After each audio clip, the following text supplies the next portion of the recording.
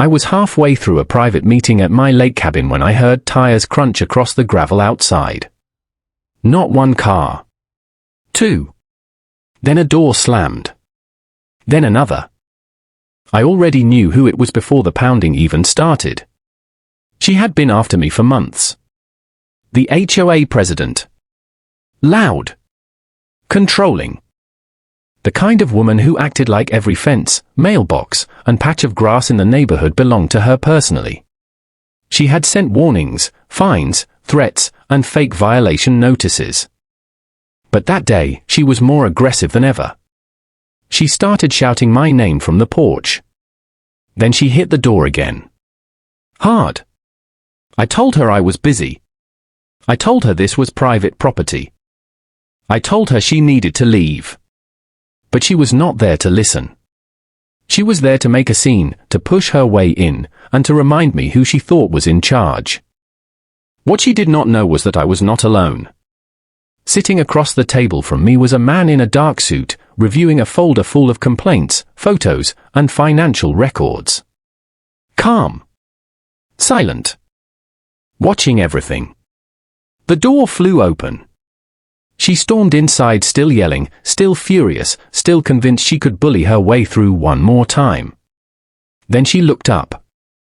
And the second she realized who was sitting in my cabin, the whole room changed. I had bought the lake cabin for one reason only. Peace. That was all I wanted. A quiet place with water in the distance, trees around the porch, and enough space to breathe without hearing someone else's opinion every 5 minutes. It was not a mansion. It was not flashy. Just a simple cabin where I could work, rest, and stay out of everyone's way. But the HOA had other ideas. From the first month, they treated me like I was some kind of problem they needed to control. At first it was small things. A warning about the color of a storage bin I kept behind the cabin. A note about leaves collecting too close to the deck. Then came the complaints about things that were either absurd or completely made up. They said my outdoor lights were too bright, even though I barely used them. They said my guest parking violated community rules, even when no one was parked there. They sent notices about noise on nights I was not even home. And every single time, one name was attached to it. Vanessa. She was the HOA president, but she acted more like a self-appointed ruler of the entire lake community. She did not just enforce rules. She enjoyed using them like weapons.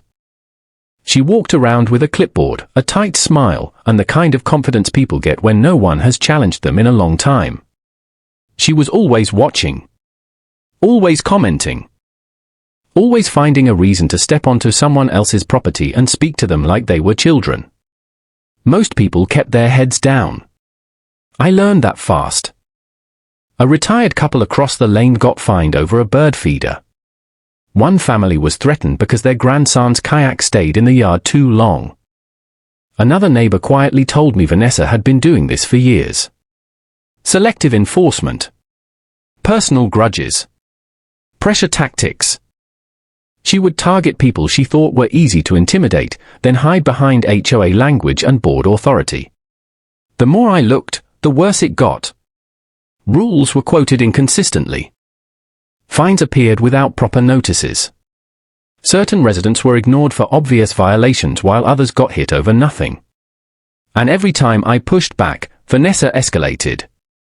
She stopped pretending it was about rules. It became personal. She knocked on my door without warning. She sent aggressive emails late at night. Once, I caught her taking pictures through the side gate near my deck as if she had every right to be there. That was when I stopped treating it like neighborhood drama. Because this was no longer just annoying behavior from an overbearing HOA president. It was a pattern. Harassment. Trespassing. Abuse of authority. And once I started keeping records, screenshots, dates, copies of notices, and statements from neighbors, I realized something even bigger.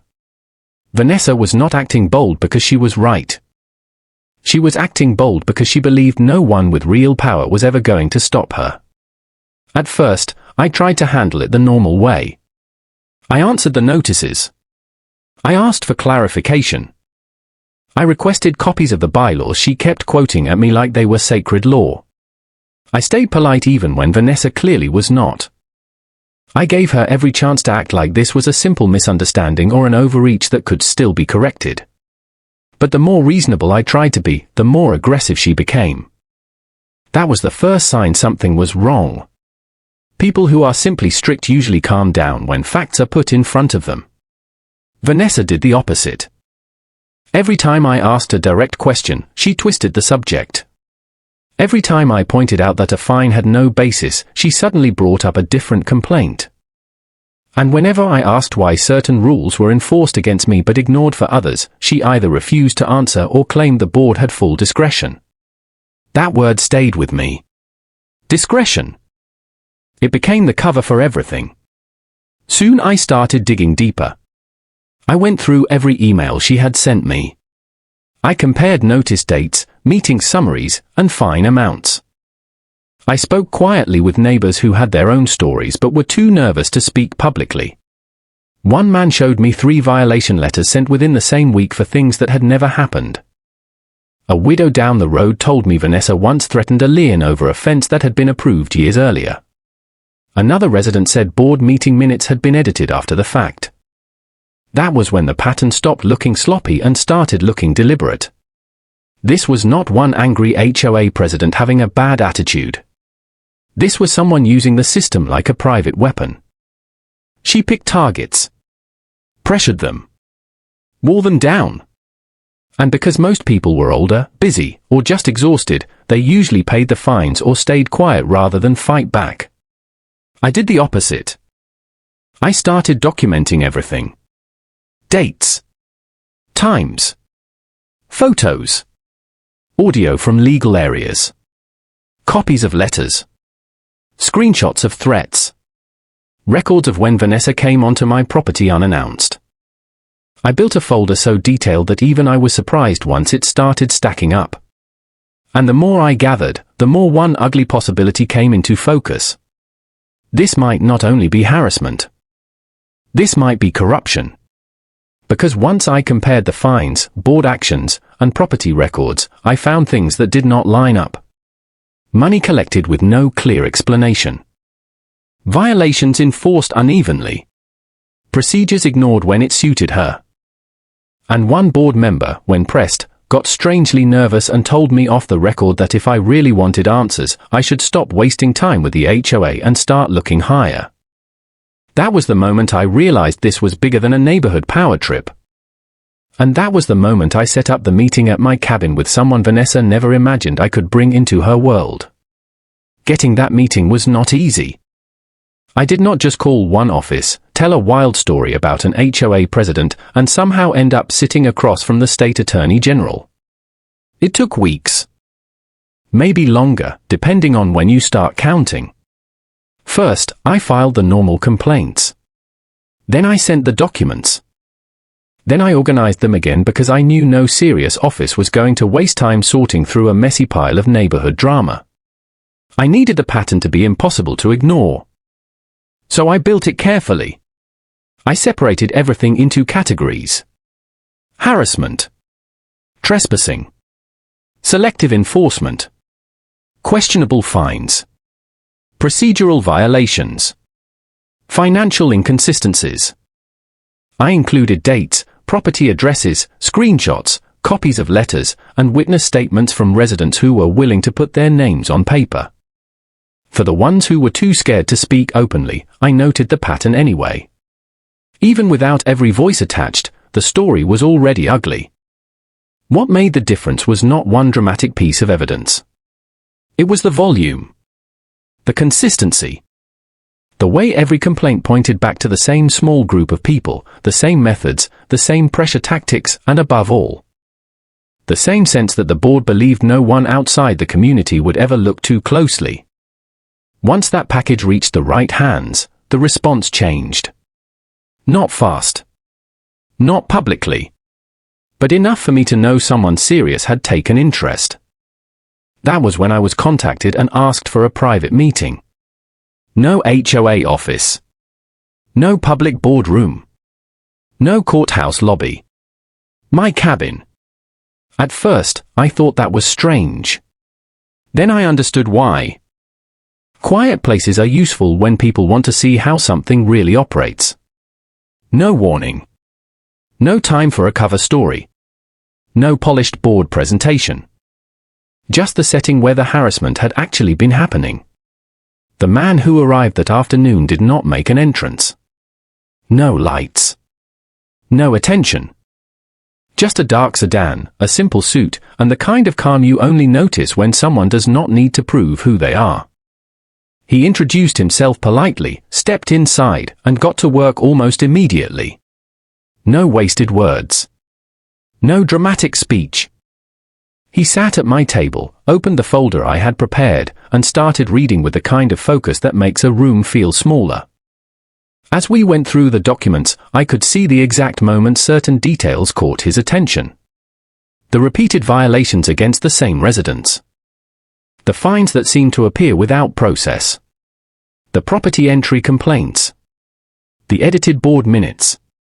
The money trail that did not quite make sense. He asked sharp questions, short ones, and every answer seemed to connect one more piece. Then he asked me something that changed the air in the room. Had Vanessa ever entered the property without permission while I had a witness inside? I told him not yet. He gave a small nod and looked back down at the file, almost as if he was waiting to see whether the pattern would continue right on schedule. Outside, the lake was quiet. The trees barely moved. For a few minutes, the only sound in the cabin was paper turning across the table. Then gravel cracked under tires. The sound came sharp and sudden, loud enough to cut straight through the stillness of the cabin. Tires on gravel. More than one vehicle. Not passing by. Not slowing down near the road. Coming directly up my drive. The man across from me did not speak. He simply lifted his eyes from the file and listened. I already knew who it was. No one else drove onto my property like that. No one else treated the cabin like a place they had the right to approach without warning. My stomach tightened, not from surprise, but from that familiar mix of anger and disbelief that comes when the exact person you have been describing decides to prove your point in real time. A car door slammed.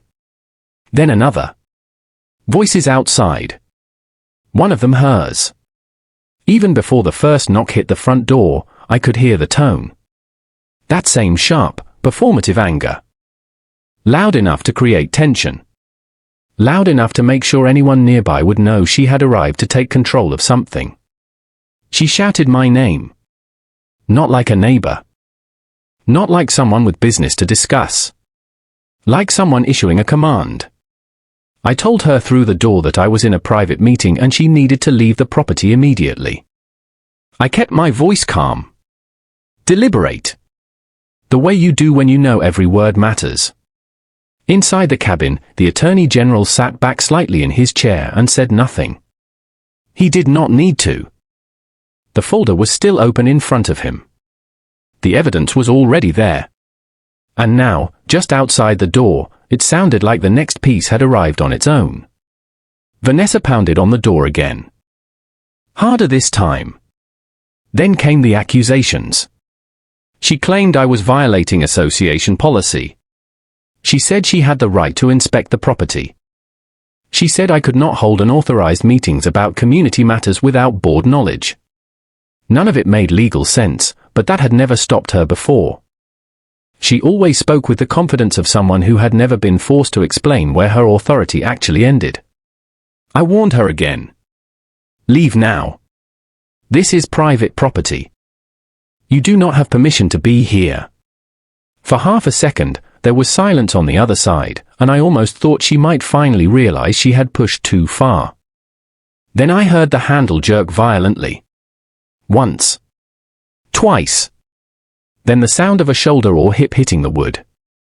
The cabin door shook in its frame. Behind me, the Attorney General closed the folder with slow, almost careful precision. Not dramatic. Not startled. Just attentive now in a different way, as if the paperwork had ended and the live demonstration had begun. Vanessa shouted that she was done playing games. Then the door flew inward. She came in fast, already talking, already furious, already wearing that same expression of total certainty I had seen for months. The expression that said rules belonged to her. That fear belonged to everyone else. That she could step wherever she wanted, say whatever she wanted, and leave before anyone dared challenge her. And for the first few steps, she did not even look at the table. She was too focused on me. Too ready to launch into whatever speech she had prepared. But then her eyes shifted. To the man seated across from me. To the file on the table. To the badge case resting open beside his hand. And in one single second, all that borrowed power drained out of her face. Vanessa stopped so suddenly it looked unnatural, like her body had moved faster than her mind and both had collided at once. 1 second she was storming through my front door, full of outrage and authority, and the next she was frozen 3 steps inside the cabin, staring at the man seated across from me. He did not stand. He did not raise his voice. He just looked at her. That was enough. The room changed in a way I do not think she had ever experienced before. Vanessa was used to entering a space and becoming the center of it. She was used to people reacting to her tone, her confidence, her threats. But none of that worked now. The man at my table did not look impressed, intimidated, or even surprised. If anything, he looked like someone watching a prediction come true. For the first time since I had known her, Vanessa had no script ready. Her mouth opened, but nothing came out. Then she tried to recover. She straightened her shoulders and forced out a weak version of the same attitude she had walked in with. She said she was there on official HOA business. She said she had reason to believe community violations were being discussed without authorization. She said she was simply doing her duty as president of the association. The Attorney General let her finish. Then he asked one question. "Did anyone invite you into this property?" Vanessa blinked. It was such a simple question, but it seemed to hit harder than any accusation could have. She glanced at me, then back at him, and for a second I could see the calculation happening behind her eyes. She was searching for a version of events she could still control. She said the HOA had broad authority in matters affecting the community. He asked again. "Did anyone invite you into this property?" This time, her answer came slower. Less certain. She said she had knocked and received no reasonable response. She said she believed immediate action was necessary. She said she had concerns about rule enforcement, about board oversight, about possible interference with association procedures.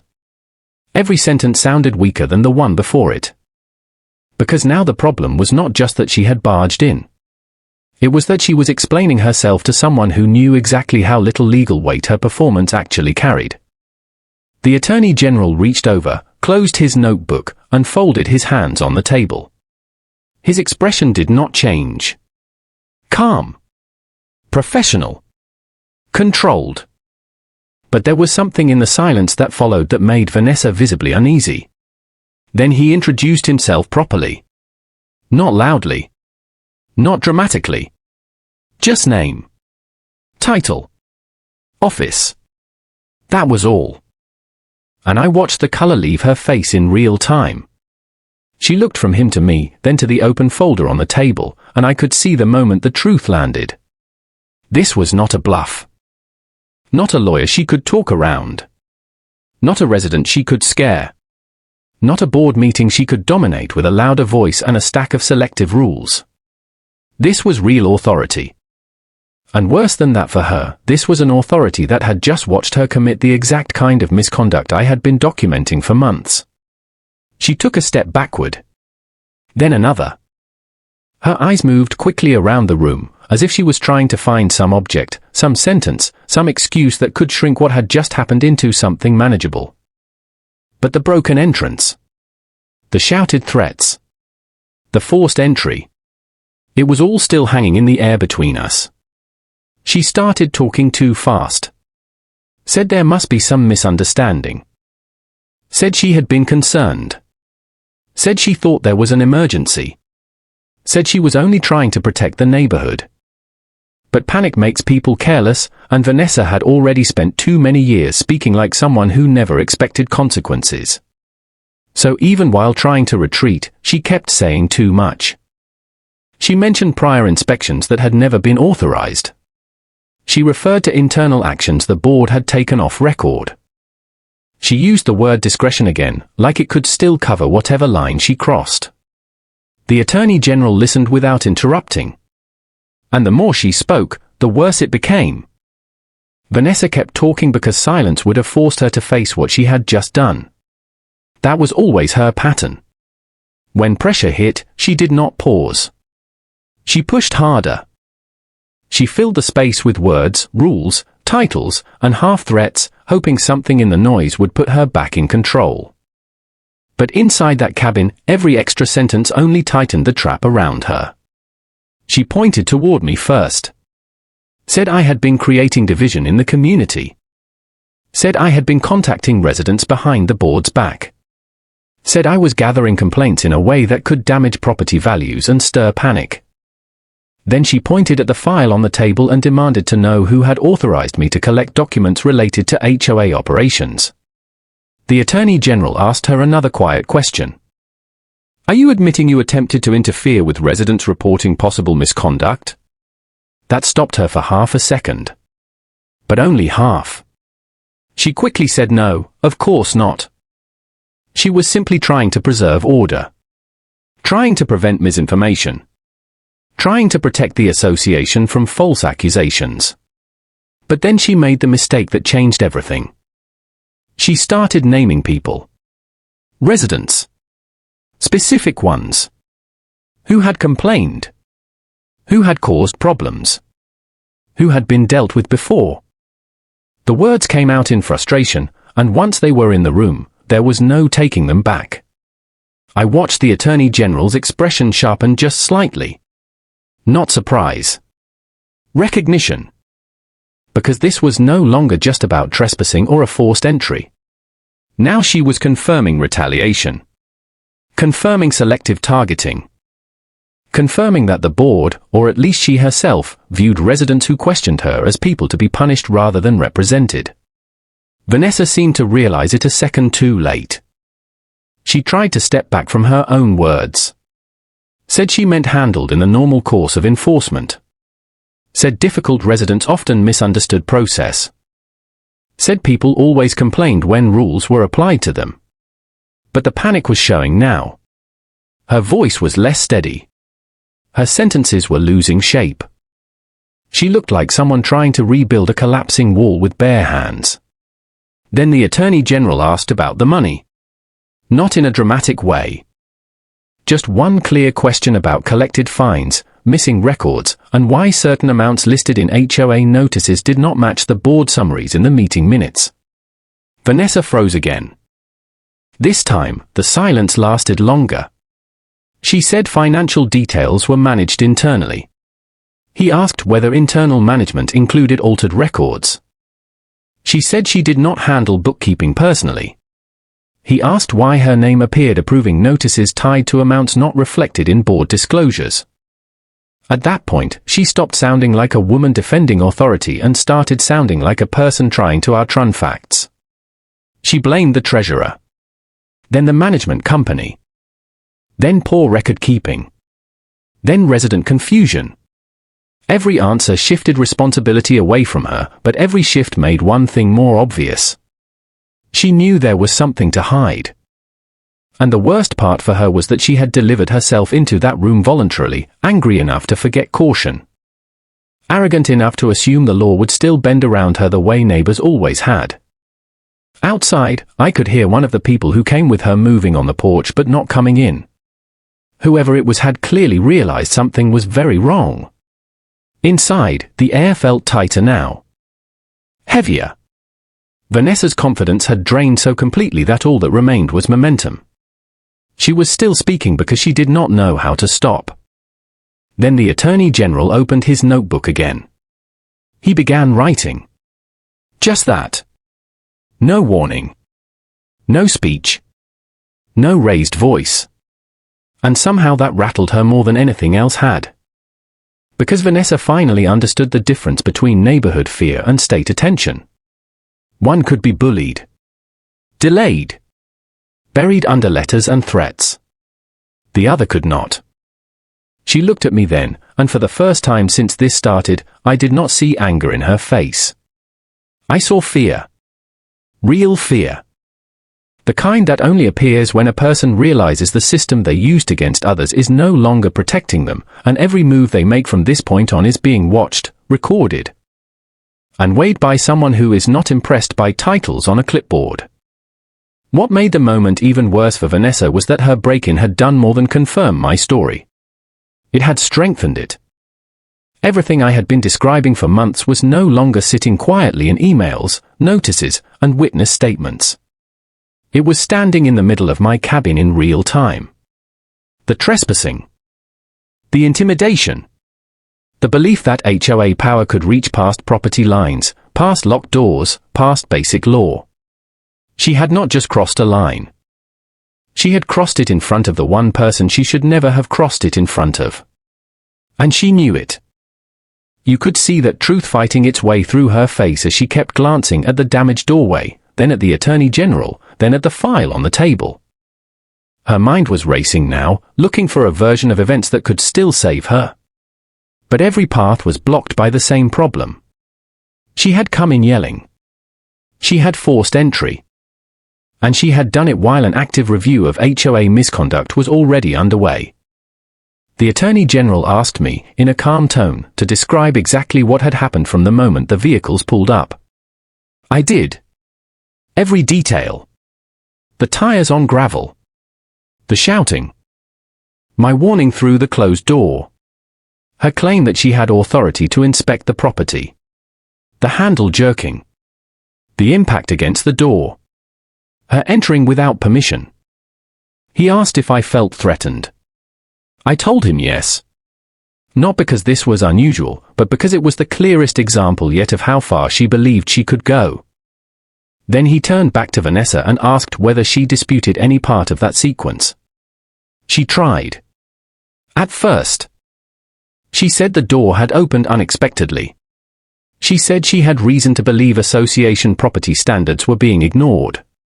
She said she feared documents were being removed or hidden. But the moment she said that, the problem got even bigger. Because now she was admitting she believed she had the right to interfere with private records on private property simply because they might involve the HOA. The Attorney General wrote that down too. Then Vanessa made another mistake. She pointed toward the folder and said those documents belong to the association anyway, since complaints, violation notices, and internal correspondence were not supposed to leave board control without review. That sentence landed like a dropped weight in the room. Because it revealed exactly how she saw the residents. Not as homeowners. Not as people with rights. As subjects.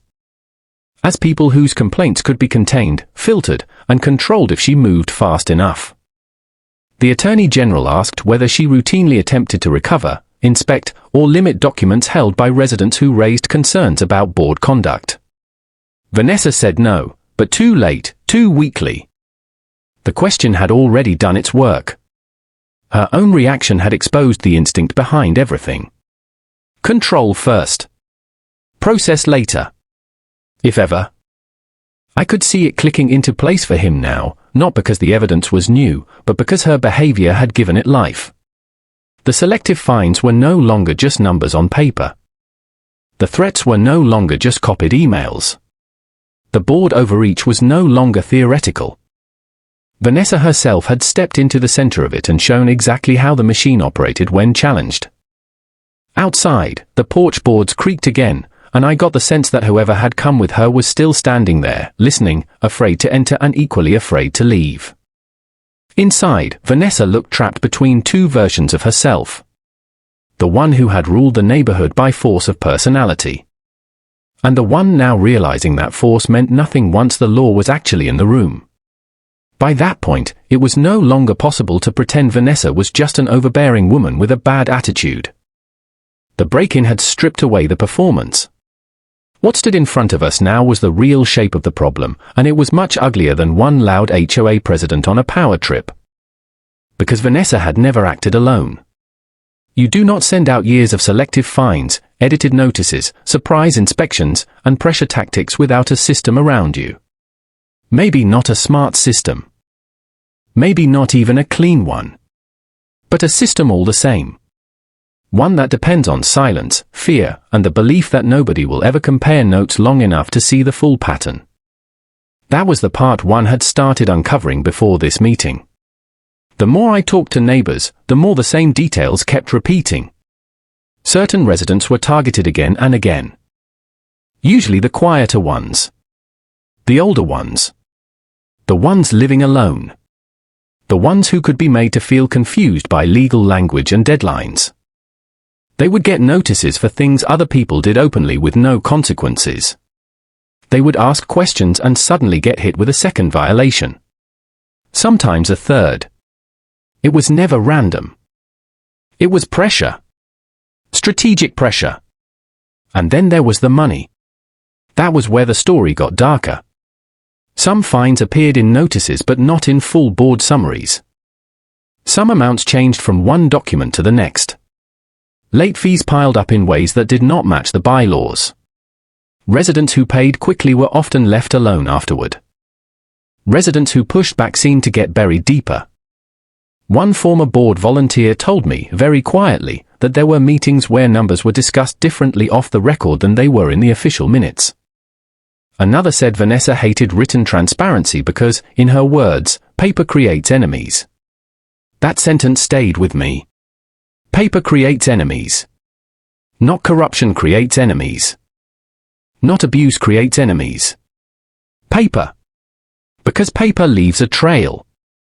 And trails are dangerous when your power depends on people doubting themselves more than they doubt you. That was why Vanessa reacted the way she did when she saw the folder on my table. She was not just angry that I had gone outside the HOA. She was afraid of what happens when scattered complaints stop being isolated and start becoming evidence. She was afraid of pattern. Afraid of comparison. Afraid of someone with actual authority seeing what the neighborhood had been forced to live under for years. The Attorney General did not need a speech from me to understand that by then. He had the letters. The notices. The timing. The missing explanations. The property entry complaints. And now he had Vanessa herself, standing in my cabin, proving in one afternoon that intimidation was not a side effect of her leadership. It was the method. She tried one more time to make it sound normal. Said every HOA has difficult residents. Said enforcement always feels unfair to people who break rules. Said strong leadership sometimes requires firm action. But the words were collapsing under their own weight now. Because none of that explained the altered records. None of it explained why neighbors were afraid to speak publicly. None of it explained why an HOA president would charge into private property during an outside review and try to seize control of a meeting she had no right to interrupt. That was the truth sitting in the room now. Not just that Vanessa was rude.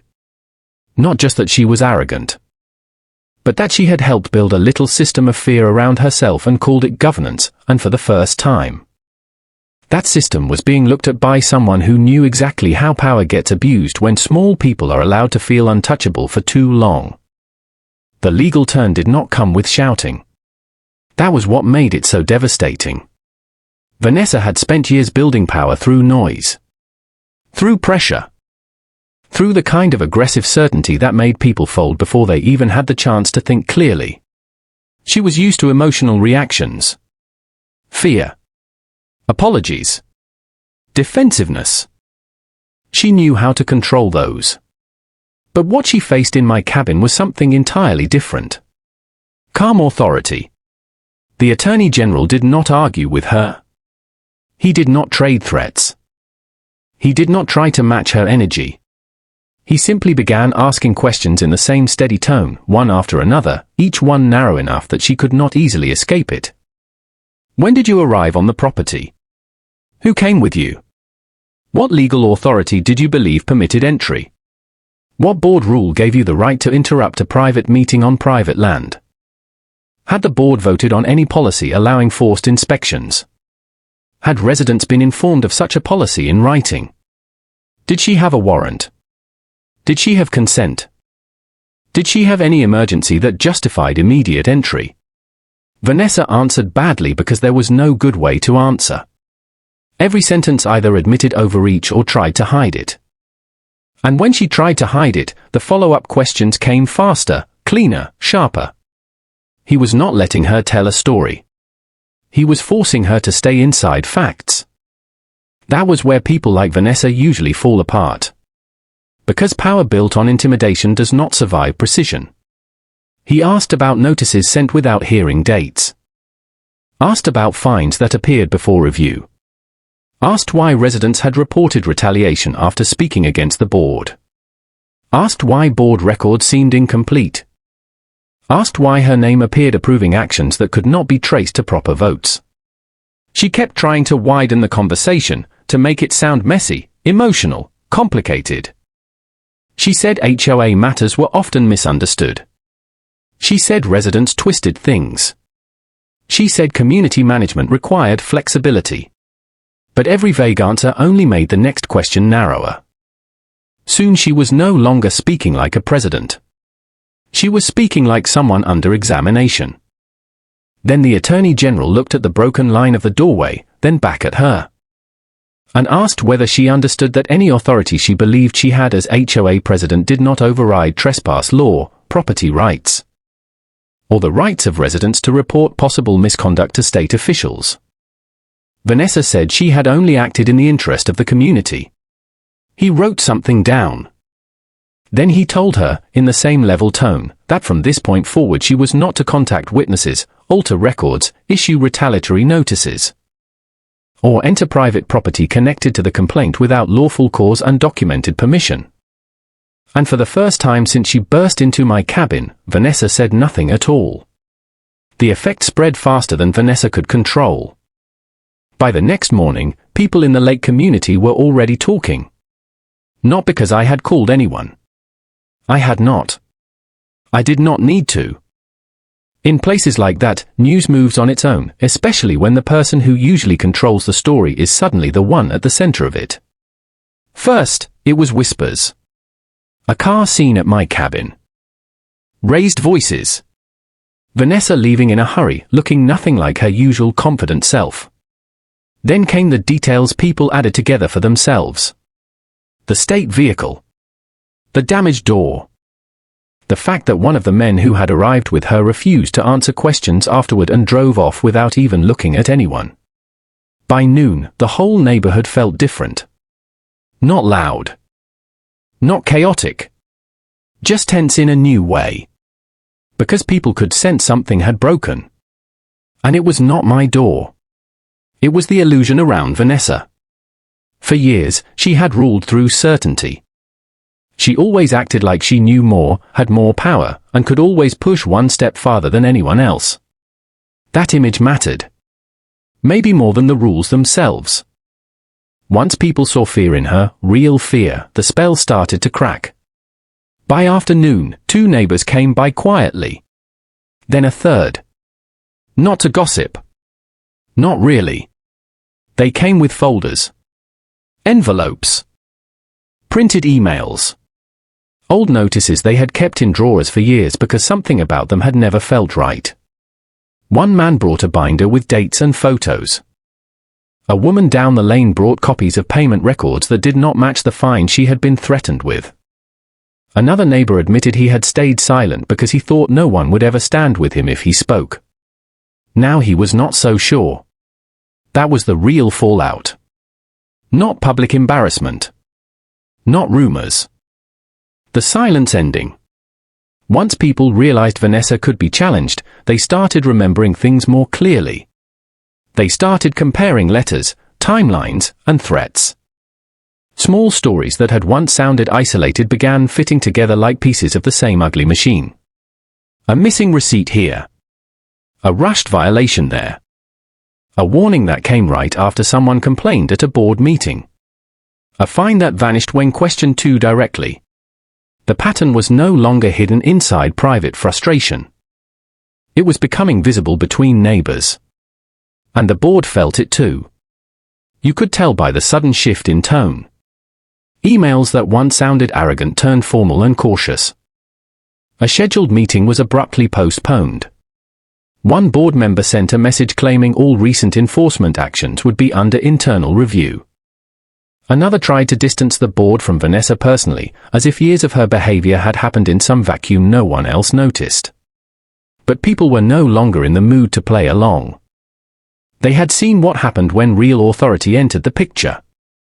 And as more residents began stepping out of their homes, crossing driveways, and quietly carrying old papers toward my porch, the neighborhood that had spent years bowing to one loud voice started sounding different. Not brave all at once. Not fearless. But awake. A week earlier, Vanessa had kicked in my door like she owned the lake. Now she could not even control the street she lived on. That was the strange part about people who build their power on fear. It looks solid for a long time. Untouchable. Permanent. Then one real challenge appears, and everything starts falling faster than anyone expects. Not because the truth suddenly changes, but because people stop pretending not to see it. In the days after the break-in, more records surfaced. More neighbors spoke. More questions were asked that could no longer be brushed aside with warnings, fines, or cold little emails sent after midnight. The board tried to slow things down. Tried to sound careful. Tried to make the whole thing feel like a misunderstanding that had grown larger than it should have. But that excuse was dead the moment Vanessa forced her way into my cabin and started exposing herself in front of the wrong witness. The state attorney general did not need a speech from me after that. He had seen enough. And once he had seen enough, everyone else started seeing clearly too. Vanessa stopped driving past my cabin.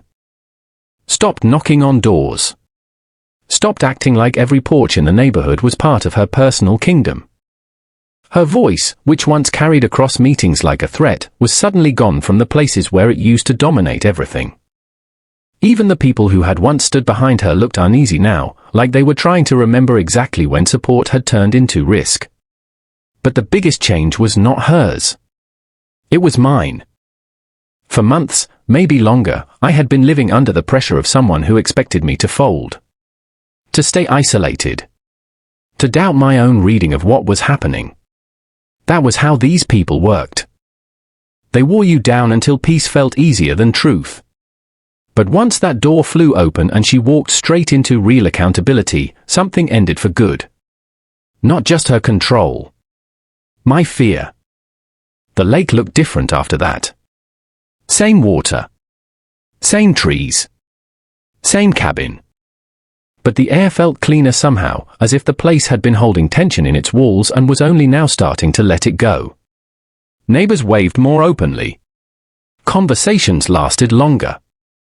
People who once kept their eyes down now stopped to talk, compare notes, and ask what came next. And what came next was simple. Not revenge. Not drama. Just the slow, satisfying collapse of a lie that had ruled too long. She broke into my cabin thinking she was walking in to bully one more resident.